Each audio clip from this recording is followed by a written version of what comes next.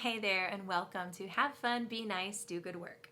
I'm Katie, and today I'm going to walk you through my rules for a low buy year.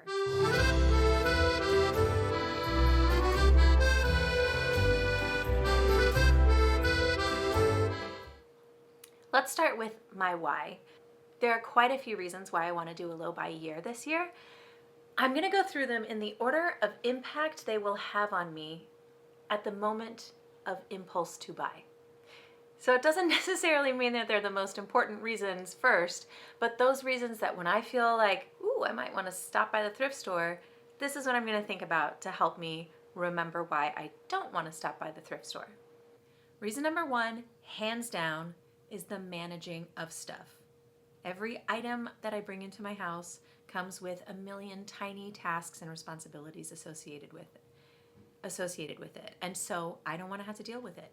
If I'm about to walk into the store, all I have to do is imagine myself coming home, washing the item from the thrift store, finding it a home in my house, which is small and already has plenty of stuff in it, and then dealing with it for the rest of the time I own that thing. Oh yeah, and then in a couple weeks when I'm tracking my finances, I have to track it in my spreadsheet. It's just so many teeny little tasks associated with bringing an item in. And I have enough tasks. Thank you. Number two is having a clutter-free space. I want my home to be easier to clean, easier to work in, and easier to create in. That means that I can't have stuff covering every surface of every room. I need clear space. Number three is having the time and space to be able to enjoy the things I already own. I often send my husband pictures of dogs and say, can we get him? And he always says, we have one at home. Well, now we have two at home. And I think that's the mentality here is like, do I need this thing? Do I already have something at home that will satisfy whatever need I'm trying to fill with this? Number four is imagining what else I could do with that money. Save for retirement, put it into a vacation fund, or buy my dream minivan for my two giant dogs to ride around town in. Lastly, and most important to me in my values as a person, is that I think that we as individuals and as a society are better off if we consume less and consume more mindfully. However, that will not stop me in the moment from going into a store or getting something on sale, and so that's why it's at the bottom of the list. Bottom of the list for impact of walking into the store, top of the list for the values I want to align my life with. I have a few tactics set up to help me with this challenge this year. It's a year-long event, so I know that there will be hard times. The first tactic is to have a set of rules of what I really want. For example, I only want comfortable shoes in my life. So a really cute pair of shoes on sale at the thrift store that have heels, I'm not gonna wear them. I don't wear heels. I don't like wearing heels. No, it doesn't matter if they're cute. Next up, I want to be able to imagine it in my home, in my space, and make sure that it fits in there aesthetically and also that it fits in there practically. As I mentioned, I have two big dogs. They shed a lot. They drool a lot. Is what I'm bringing into the home going to be immediately destroyed just by the traffic in the house? Along those same lines of imagining the item in my house, imagining what the cost per use would be for the item. So even if it's pretty inexpensive or I'm getting it at a thrift store, if it's something that I'm never going to use, that still costs too much. If it's something that I'm buying online because I've seen an influencer telling me that it would make my life amazing, then really calculate that cost per use. An easy tactic that I want to use is to delete and unsubscribe from marketing emails so that I'm not tempted to buy things that I don't really need. Easy breezy. I also think it would be really fun to just go shopping in the things I already own. Like if I'm feeling sort of bored with my clothes, just try and come up with an outfit I've never put together before. Or if I feel like, ooh, I should go to the yarn store, actually just go into my craft room and pick out some yarn and start a new project. Now for the rules. This is the part that everybody is, I'm sure, curious about. And the rules are gonna be very obvious and then also very niche to me. So hang in.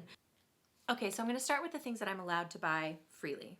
Groceries, Starbucks, DoorDash, date night with my husband, donating to charities, necessary uniform items. I'm in the military, so necessary uniform item, but I will check with the thrift store first for those items. All of my monthly bills, and if I have a gift card, I can spend it on whatever I want. I have a hobby of visiting carousels, and I often do that while I'm working on the road, and so that means Uber trips and tickets to see the carousel and things like that. That's free for all. I can do that as much as I want. The things I will not be buying at all are clothes, with one exception, books, any stationery, new beauty items, shoes, again with one possible exception, organizational tools, new app subscriptions. That really goes. Instant Amazon buys. I have to wait 72 hours unless it falls into another category. And small batch delivery. That's, I mean, like an Uber Eats for a bagel or a coffee or something like that. I have been guilty of doing that sometimes when the weather is bad or it doesn't work with my schedule to go get a treat. I don't do it very often anymore, but it's just a good reminder. Like it's almost never, let's just say it, it's never necessary. Okay, my low buy. These are the things that I am allowed to buy, but they are with conditions. So my potions and makeup that I use all the time, I may buy replacements for that. I may not buy new items. I do have a subscription to the FabFitFun box, which I paid for the annual subscription last year, so it's already paid for. I will get, I think, 3 more of those boxes. So I can get whatever I want out of the choices that they give me for those boxes, but I can't do any add-ons unless they fit the criteria of being replacements for items I already use. I am allowed to go to the thrift store, but only if it is to buy something that fits into my other categories. I cannot just go clothes shopping or shoe shopping at the thrift store. I may buy necessary home items. This is a little bit tricky because this is an area where I think I could overspend, but it's also an area where we need things. We live in a very old house, which is getting a big renovation this year. So I know that there will be items we'll need to replace and new items that we'll need to get for our new master bedroom and our new second bathroom. Our house is gonna have 2 bathrooms. So I think the best thing to keep me honest about that is actually just making all those choices with my husband, and instead of thinking, oh, this would really help our house, and then buying it, which sometimes I do. And sometimes it helps our house, and sometimes it's just a thing in our house. So, yarn. Yarn is what inspired this year-long challenge. Okay, generally speaking, no yarn purchases are allowed. But I have a tradition and a project that I'm working on wherein when I'm on the road for work, I go to local yarn stores and I buy mini skeins of yarn. Cute little babies. They're adorable. I may continue that practice. If the store does not have a mini skein that fits in my project, I may buy a larger skein, but only the one. One of my work trips is taking me very close to one of my favorite yarn stores on the West Coast. And so I am allowed to shop at that store one day only. I'm not really setting a limit of how much I can buy, but it will be only one project worth. And I think my idea is to have a few projects in mind before I go so that I can buy wisely. I may buy yarn to complete a project as long as the new yarn is less than 25% of the overall project. And lastly, I have 2 existing yarn subscriptions which come quarterly. So there are 3 shipments for one and 4 shipments for the other. And I am allowing myself to keep those because it's fun. Knitting, crochet, sewing notions. I may buy any little added items that I need for a project that I am currently working on or about to start. If I need it to start, I can get it. If I'm currently working on it, I can get it. I am on the lookout for an interchangeable needle set and some double pointed needles. So I am allowed to buy a set of each of those, but I want to wait until they go on sale. Plants. I may buy 3 to 4 new plants for the entire year. I already bought one. Oh, buddy, did that hurt? I may buy fabric when I have multiple slots in my fabric storage which are empty, and if I take a class and need a specific fabric that I don't already have. And lastly, Black Friday. I always shop the Bath & Body Works Candle Day sale, so I may shop the Candle Day sale only if I have fewer than 5 candles left in my house. I always buy, that's the only time of year I buy the candles, so I usually buy around 10 and then use them all year. Sometimes I give them as gifts, but I think we've got a pretty decent stash right now. I may buy my normal potions, makeup items if they are included in a sale. And I may buy, and I may buy any knitting, crochet, sewing notions which are on my list. I keep a running list of things I would like to get, and if those go on sale on Black Friday, I can get them. So those are my rules. I think it's important to really encapsulate those rules into what the spirit of this no buy is, which is using the items that I already have and using the physical items in my life to make our life fuller rather than filling up our life and making it more challenging. I have already bought things that I didn't think I was going to buy. It's January 16th today.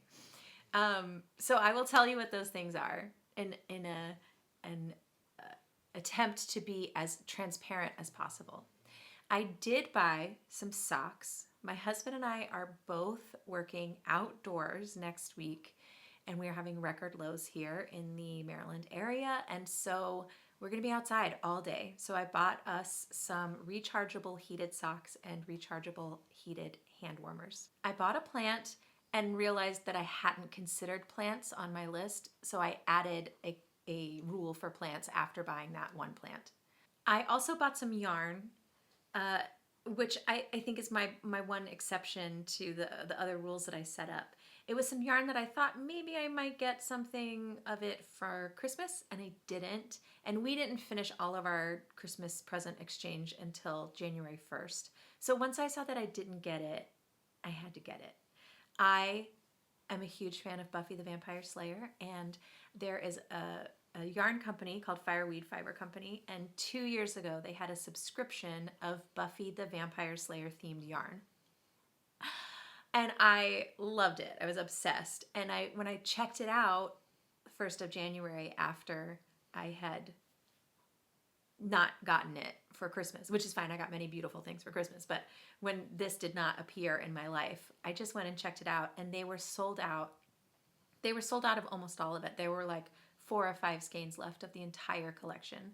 So I got 2 skeins of one kind of yarn, and that felt within the spirit of the challenge, because it's like my worlds colliding, the things that I'm most obsessed with colliding into a thing that I will then use. So I don't anticipate any more of those unless somebody releases like a Carousels of America yarn subscription.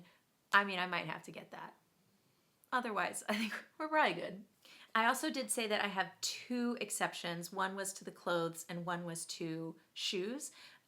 If I can find a really good pair of boots on sale, I will buy those. And if I can find a really beautiful pair of high-waisted pants in a good material, I will buy those, because that will open up my wardrobe so much. I'm also going to try to make some. Maybe by the end of the year I can say that statement without laughing at myself thinking that I could make pants, but we'll see. Oh, I remembered my other blunder, and that is my yarn rules. I have a squad of girlfriends, and we like to do sort of themed presents, and our birthdays, we sort of start the season in September and we go through my birthday, which is in March. And I made crocheted bags for the first 2 birthdays of the season, and there's one more birthday that I need to make a crochet bag for. I don't have any yarn that fits that criteria of what I would need for the bag. So I I am going to buy yarn for this last project. And then next year when I start the new theme, whatever I decide to make for my friends next year, because I will continue to force my hobby upon them, whether they like it or not, I'll choose something that I can use my stash yarn for.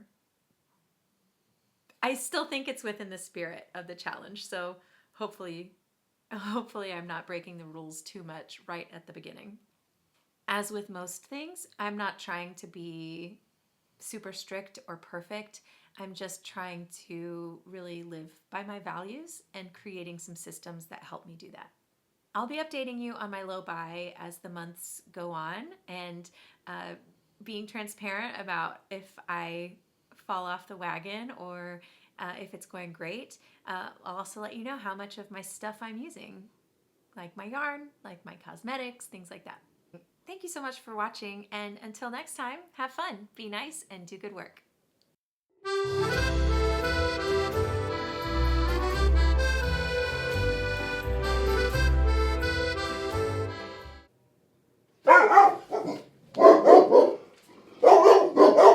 Did you see my soul leave my body? You guys startle me sometimes. Do you know that?